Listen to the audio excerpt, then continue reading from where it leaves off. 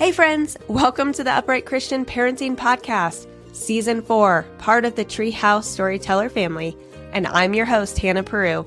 This is your place for upright parenting in today's sideways culture. We don't tiptoe around hard truths around here. We tackle cultural issues head on, build a bold biblical worldview, and equip you to lead your flock with courage. Our kids are being discipled by something, so let's make sure it's us. Grab your coffee, lace up your shoes, and let's raise kingdom arrows. Hey everyone, welcome back to Upright Christian Parenting. This is an episode you are not going to want to miss. We are going to be squeezing gold today out of my guest. Today I have a parent and educational freedom fighter. I have a best-selling author. I have an award-winning filmmaker, international speaker, and host of the Sam Sorbo Show. Welcome to the Treehouse, Sam. Thanks. Squeezing gold sounds a little painful. Well, I just know you're going to have all those crazy, amazing, just little like word sandwiches that are just going to be amazing for us to run with. And I've got a lot of mama listeners and a lot of parents that listen. And I know that you have mentored to me in ways that you don't even know. And I'm sure you've mentored to thousands, if not millions. And I want my listeners to feel that as well. Well, that's awesome. Thank you for saying that. I appreciate it. Yeah. So we got to sit down together at National Religious Broadcasters, and we got to share seats on the same panel, which was truly an honor to do that with you. We were with the Washington Post Institute Women in Media panel, and that was just phenomenal. A highlight of my week to be able to do that with you. And again, just things that you said were, just full of wisdom. And well, likewise, you brought a very special element to the panel, as did all the panelists. Frankly, yeah. It was really a pleasure to sit among them and to be able to feed off of each other for the audience. And I think the audience really appreciated it too. We were focused on AI and the ramifications of AI for children in particular, for education, and for also filmmaking and entertainment. But of course, for me, everything devolves into education. Yeah. No, it was wonderful. I love, I think it was several years ago. I listened to an interview with you, and I can't remember for the life of me what show it was on now. But some of your claims, I just really love your boldness. I love your ability to just speak truth no matter the consequence and no matter what you're up against. I mean, you are just so, if there is someone that just really is a perfect picture of standing firm in today's culture, that's you. And so I'm just really thankful that you're on the podcast today. And I like to say upright parenting in today's sideways culture.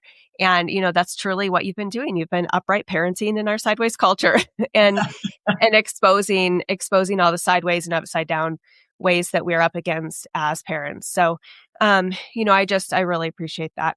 So I want to dive in. I want to talk education. I want to talk AI. I want to talk about the school system. I want to talk about homeschool. You just want to hit all the mines in the field. all the things. I want to really get your current take on so much that's going on around us. And I kind of am starting to see, we had 2020 happen, obviously, and so many parents went, oh, get them out of school. And there was kind of this exodus. I still am seeing an exodus where I live. We are in Jefferson County, Colorado. If you're not familiar, we have hit almost every, possible. I feel like every couple months we hit national news for some degree. So, we were on the news. I can't remember if it was last year or the year before. I think it's been a couple years now where the little girl climbs into bed at camp and finds out very quickly, oh, I'm in bed with a little boy and not another girl. This is a biological boy that I've been placed with. The school system did a terrible job of dealing with that, dealing with her, dealing with the parents. It was horrendous. They really took the side of the boy, and just really sad. And then from there, it's just been like every couple months. It was our school district that had a shooting at almost the exact same time that Charlie was shot on September 10th. And ever since then, we've not changed. It's still one thing after another, whether it's school safety, but it tends to be we're hiring the scum of the earth that are coming after our kids. And, Yeah, if you you were know, a pedophile, where would you go to find children? exactly, exactly. Yes. You go to the place where the children are.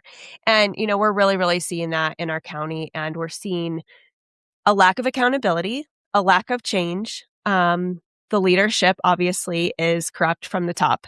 And so my point in saying all of that is to really acknowledge, we saw this exodus from schools. Our county is still like, oh goodness, this has not changed. We're still seeing, people pulling their kids out, which is great. But I am starting to see more people going, well, COVID's over, time to get them back in schools. So are you seeing kind of that across the country, and what would you speak to that? Like, has really anything changed or gotten any better? Well, okay, a couple of things. First of all, I think it's Colorado. There's a young dad who has come forward to push back against the sex curriculum that is in his son's kindergarten class. Yeah.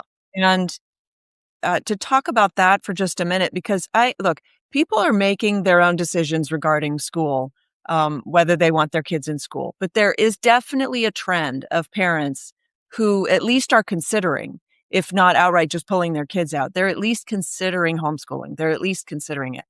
And so, and I talk to a lot of them. In fact, because I do counseling, I do coaching and stuff. And I've got one couple that I've been talking to, and he said, well, my kid is 6 years old, so he'll be going into first grade.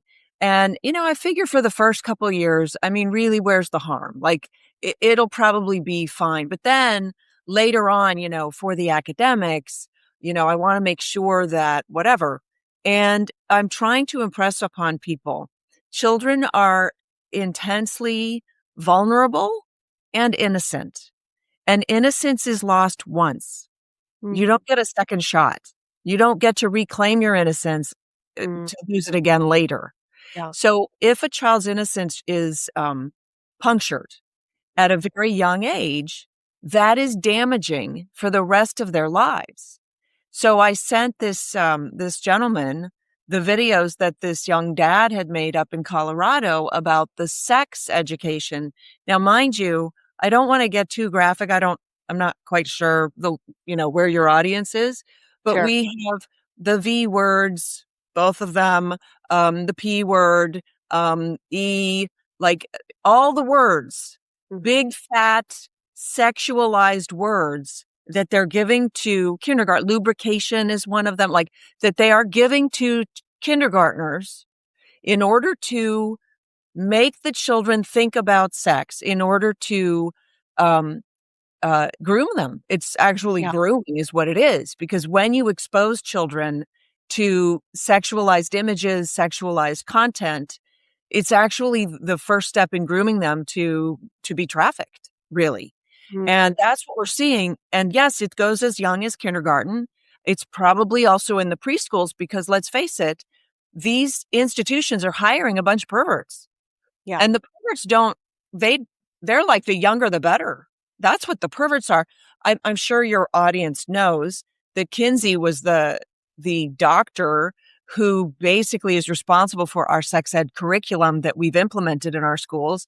And Yeah. he did experiments on infants Yeah. and climaxing Yeah. infants. That is that's a pervert. I don't like, let's stop mincing our words. And of course, this is the problem that we're in is we've lost our language to the degree where they can say things that I think actually you just used a word unintentionally that they would use. I can't remember what it was, but they've changed the definition of the word proficient. Mhm. So proficiency in, for instance, the state of Ohio is if you score at least 36% on a test. Now, to most of us, 36% is worse than failing. It's like, well, clearly you don't know anything at 36%. Yeah. But for the state of Ohio, they've changed their definition of proficiency so that they can claim that children who are abjectly failing are proficient. And even then they only reach, 40% proficiency. Wow. That means nothing. Like, it means there's no learning going on. And so my message really to parents is, if you want your children to get an education, they shouldn't go to school. Yeah. First, that's just first and foremost. So let's regroup. Let's get ourselves a good definition of education, because most parents don't give it very much thought. They just think, well, school will educate them. That's the same thing. It's not at all the same thing. Yeah. And so if you take a step back and you say, okay, I want my children to be educated. Well, what does that mean? What is the goal of education? And the goal of education is to help form a fully formed human being, somebody who can give, knows how to forgive, knows how to accept, knows how to be kind, knows how to be considerate, like a real human being, not just somebody who can spout numbers and figures and historical facts. That's all kind of extraneous. That academic portion is extraneous to the actual education of a child, which is the upbringing of a child who can perform as an adult. We have children graduating college who don't know how to, we have a new word for it, adult. They don't, adulting is foreign to them. Oh, I'm adulting now. I have to learn how to write a check, because nobody's teaching them those things. The schools certainly aren't. And now the schools aren't even teaching them the academics, which we used to revere as like the be all and end all. If you could recite every president from Washington to current day, you were really smart. And that was something. It's meaningless if you really think about it. I mean, it's good to know the presidents, nothing wrong with that. But it's more important that you know how to grieve, that you know how to help somebody grieve. Yeah. The real life stuff, that you know how to love, Yeah. that you know how to be loved. Those are important things, because success is not defined by your money. Yeah. Success is defined by relationship. Yeah. No, that's good. That's good. You've talked about this idea. I'm trying to make sure I remember the word, but you can tell me what you call it. Just kind of, is it not unschooled, but self-taught or self-learner? Yes. Self-taught or Can you self-learner. explain that? Yeah. So I don't like the word homeschool, because it implies that it is school at home. Yeah. And I'm trying to get us to divorce ourselves from the idea that school is beneficial, because school actually is abusive. There are very few children who really thrive in the school setting. Most of us were bullied. I think 90% of children report being bullied either by a peer or another student or a teacher, at least once. Okay. So What was most of your us, education growing up? I went public school all the way. Me too. And I was considered a very good student, although I couldn't take tests. I had high Same. anxiety. So school is a very anxious place for many, many children. Yeah. And so we have to get away from this idea that school somehow, and by the way, it's a metric that we've just sort of adopted as a culture. Yeah. Because school is, and it's the norm. And so if you're not going to school, you're the abnormal one, right? Because of that, we have personalized our failures and corporatized our success. And so we think school is successful. And if I didn't do well, that's on me. It's just my personal, I just couldn't hack it. I just wasn't available. I couldn't, it didn't work for me. Yeah. But it's my fault. That's why you'll have people say, well, I can't do math. I don't have a math brain. That's my problem. It's my brain. It's my fault. From our very first days, America has been driven by the idea that hard work could lead us to the life we always envisioned. And today, honoring that legacy, College of the Ozarks does more than just provide an education. We're reawakening the American spirit. When I thought about college, I knew that I wanted to do something that I was ambitious. C of O opened my eyes to the opportunities that were out there for me. Our model of providing a Christian liberal arts education to those facing economic hardship hasn't wavered since 1906. Our students graduate debt-free through our work education program. They learn how to live a life guided by their faith. And as they begin their careers, They've learned how to take their seat at the table of influence and open the door of opportunity for others. Being an assistant principal has allowed me to pour into kids the way that people have poured into me and open up doors and opportunities to things that they didn't know were possible. We're reawakening the American spirit in the next generation. Will you join us?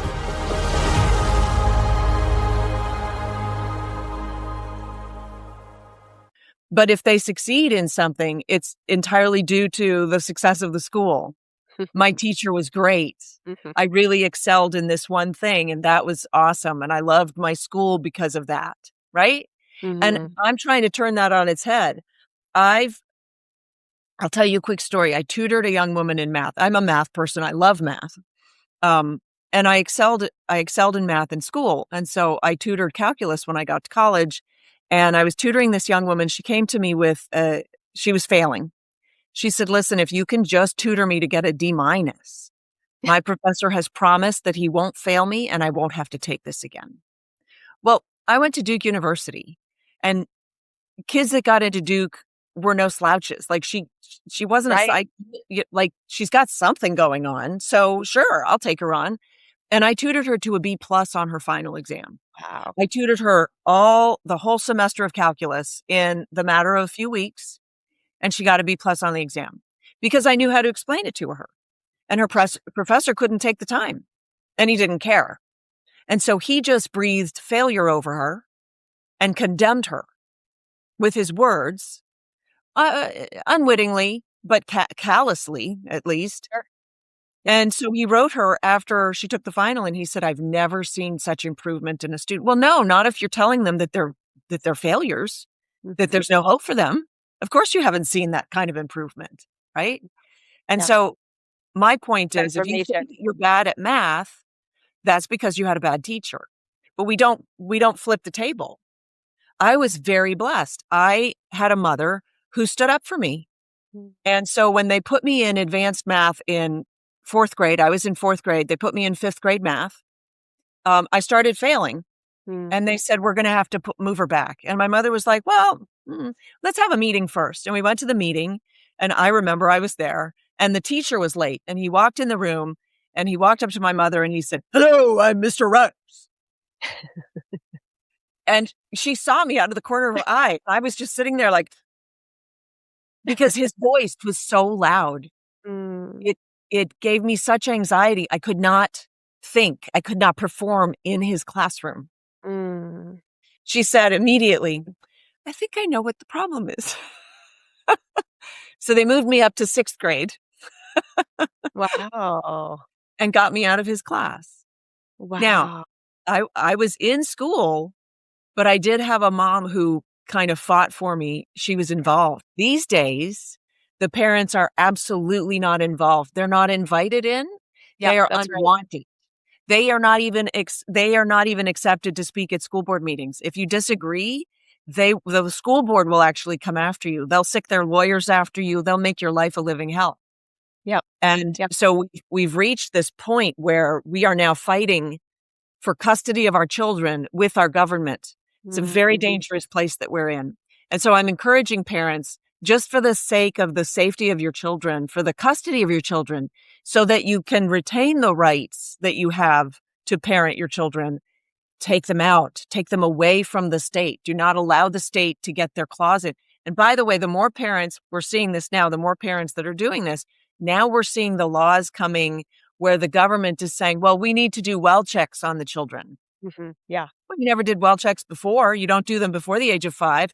What is it that all of a sudden, as of the age of 5, kindergarten, it's important that the government does a well check in my house? No, I don't think so. Or, no, if you want to homeschool your children, this is in the state of Illinois that has 30% proficiency. And remember my definition of proficiency, right? They're only at 30%. They want to pass a law that says that every parent who homeschools has to have a college degree. Well, who said that? Why is that a metric? Right. Well, probably because then the parent has been somewhat indoctrinated.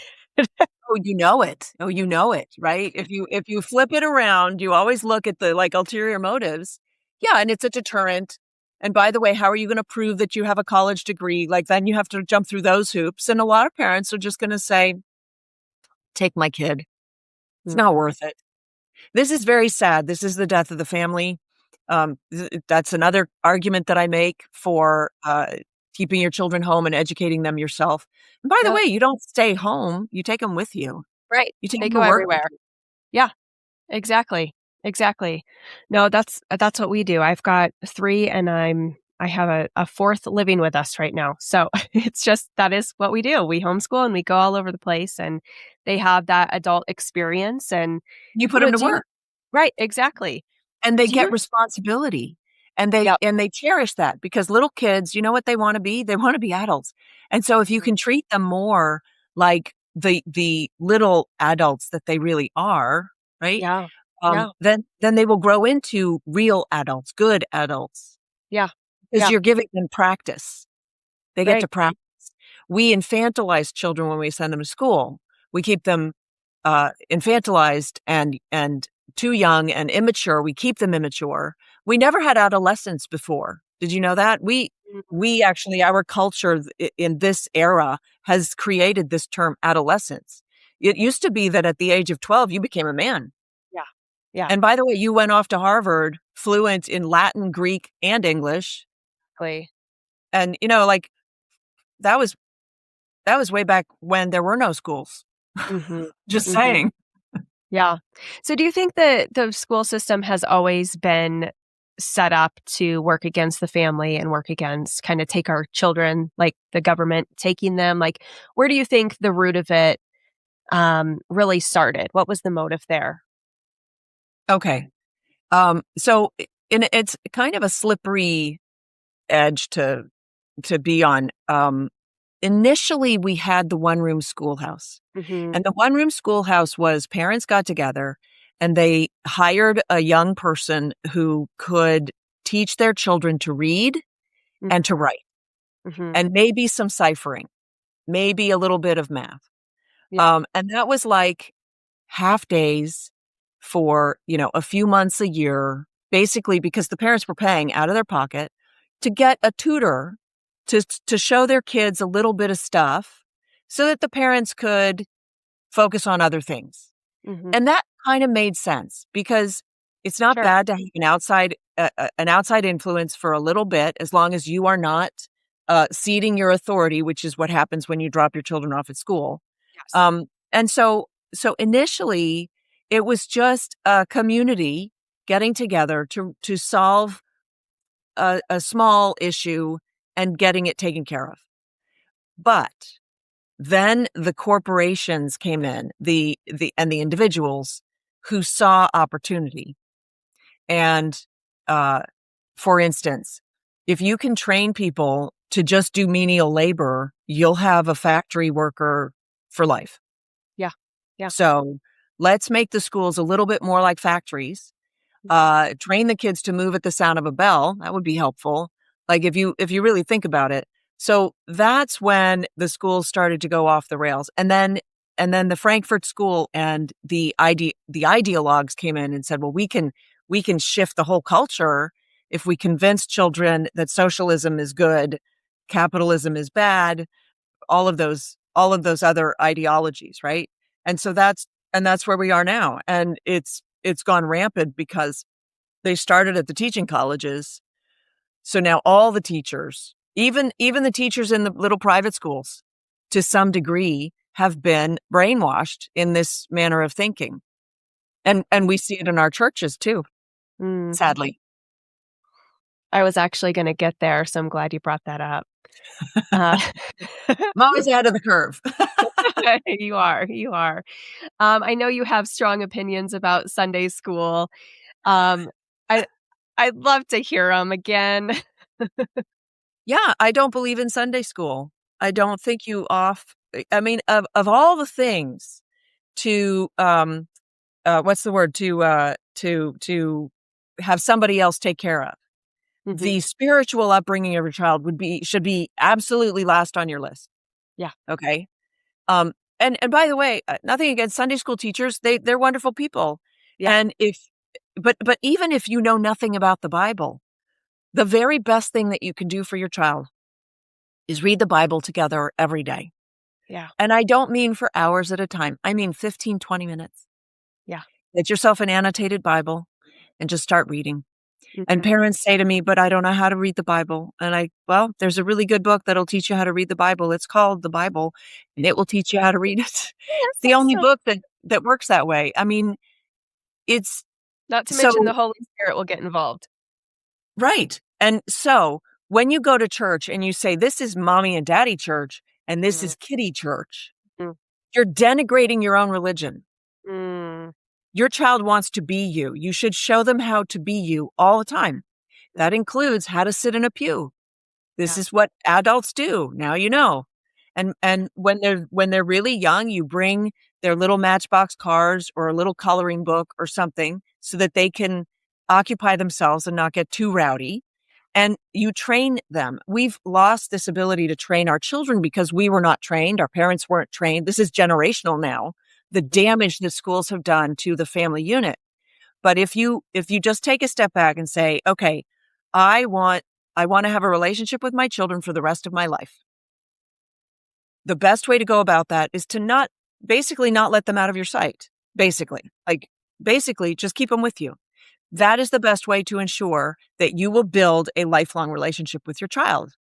And so every opportunity that you have, the question is, can I bring my kid along, or is it really not a good idea? And in Mhm. most cases, it's a good idea. Yeah. But I'll tell you a quick story. When we first brought our firstborn to go out to dinner, he was so rowdy.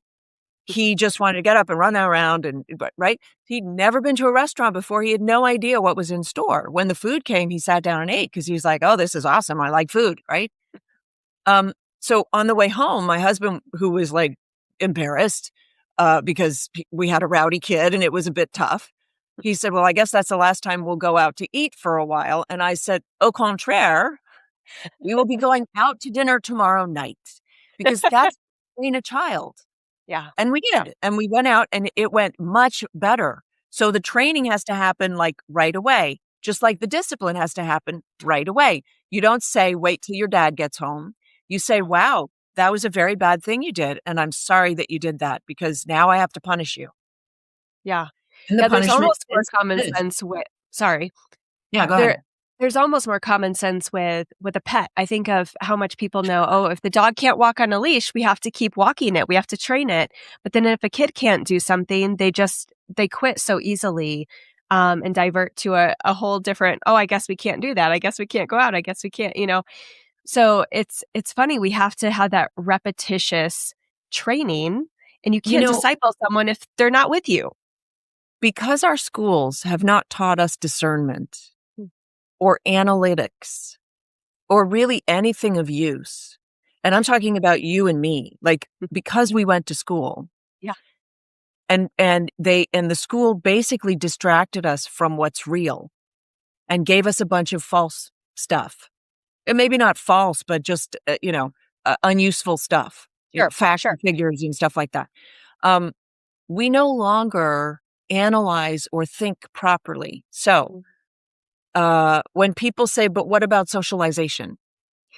The reason that they say that is because they assume children learn how to make friends in school, but they don't. Mm-mm. They learn how to make friends by accident, and they happen to be in school as they learn it. But unfortunately, they don't learn it very well because they don't have any guidance. Mm. But if you keep your children with you, you can guide them in the friend-making process, and they can learn better how to form friendships and how to pursue those friendships. And so when, Sally said something nasty about me, I can go to mom and I can say, "Mom, Sally said something nasty about me." And mom can sit down with me and say, "Well, tell me what happened before she said that thing," and work through it with you. So you realize, oh, maybe you did the bad thing first, Sure. or maybe we need to have a chat with Sally, right? Instead, we kind of throw our kids to the wolves and we think it all works out because we turned out. Mhm. And that's not, and because what I was saying before, right? We think the school is correct. The school is justified. The school is the thing. Mhm. And so any difference that we might have with the school, that's a personal issue that we have, and we sort of discard it. We just, well, that's not important. Yeah. So we really need to be more circumspect, more diligent in the way we think about raising our children. And Sunday school is bad.